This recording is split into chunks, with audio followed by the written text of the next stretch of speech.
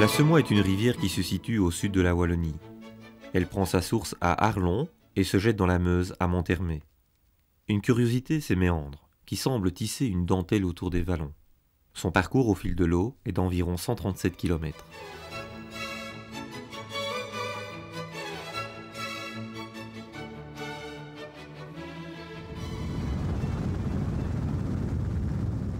À Arlon, la Semois se présente comme un petit cours d'eau qui pénètre en Gaume, au village de Vence, dans les marais tourbières.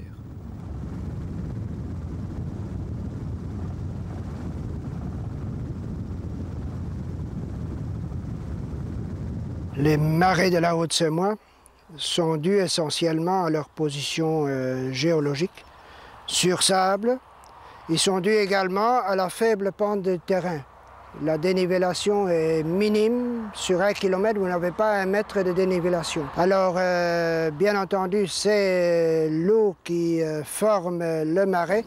On peut imaginer que c'est une étendue d'eau, un petit lac, mais qui a été recolonisé, qui a été recouvert par la végétation herbacée ou bien la végétation arbustive, quoi, hein, qui peut prendre le dessus.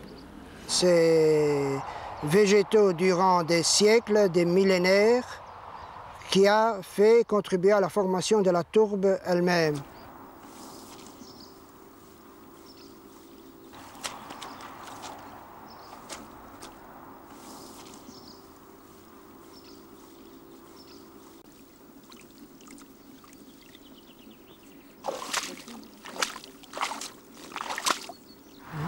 La tourbe, si vous voulez, c'est la décomposition sans l'être, c'est un peu la carbonisation des végétaux qui tombent dans l'eau à l'abri de l'air.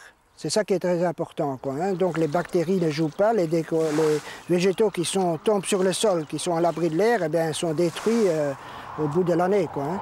Tandis qu'ici, elles sont préservées, quoi. La tourbe, dans le passé, c'était un combustible, ce qu'on appelle le chauffage du pauvre. C'est un combustible médiocre, c'est plutôt une bonne briquette qui entretient le feu. Si vous la mettez à 10 heures du soir, eh bien, le lendemain, vous avez toujours du feu. D'ailleurs, la tourbe se consume sans flamme. Elle brûle, elle se consume.